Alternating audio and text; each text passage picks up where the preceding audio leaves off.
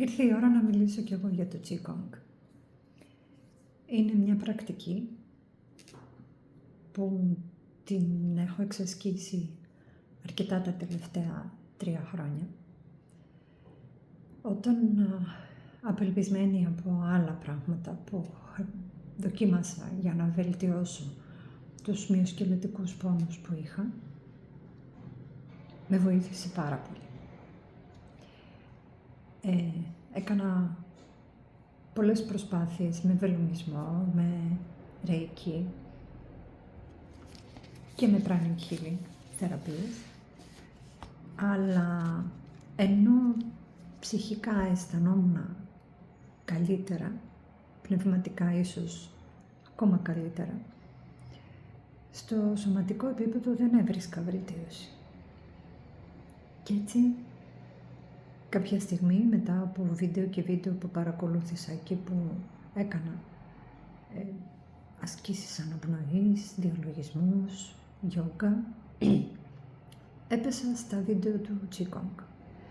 Εκεί σιγά σιγά με όλες αυτές τις πάρα πολύ μικρές αλλά ήπιες κινήσεις και ένιωσα να ανοίγουν οι αρθρώσεις μου, ειδικά στους ώμους και στους αγκώνες που είχα το μεγαλύτερο πρόβλημα, και να αισθάνομαι καλύτερα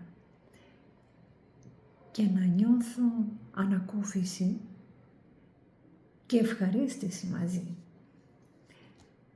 Έτσι άρχισα να κάνω πιο συχνά. Με αποκορύφωμα βέβαια τη φετινή χρονιά που παρακολούθησα και όλο το πρόγραμμα του Yoga Farm και σας ευχαριστώ πάρα πολύ όλους. Τις εξηγήσεις που έδινε συνεχώς ο Brian, τη συγκέντρωσή μου που βελτιώθηκε πάρα πολύ,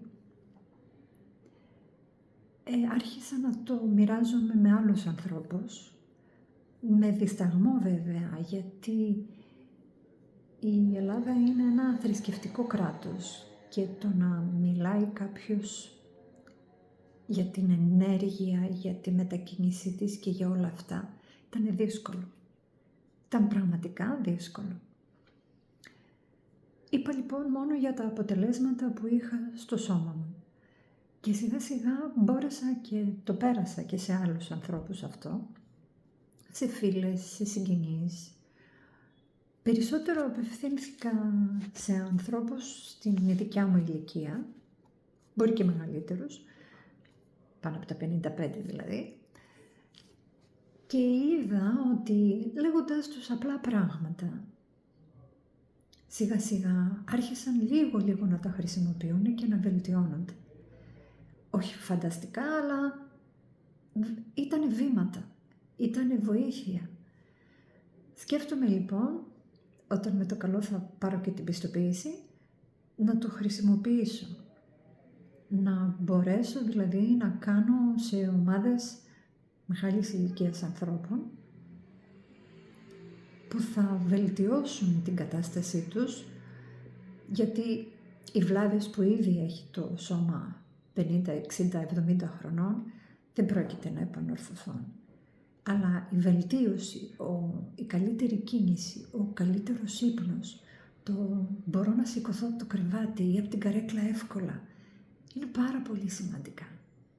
Εκεί λοιπόν θα είναι η δικιά μου πρόθεση να χρησιμοποιήσω πια το Qigong για τους άλλους γύρω μου.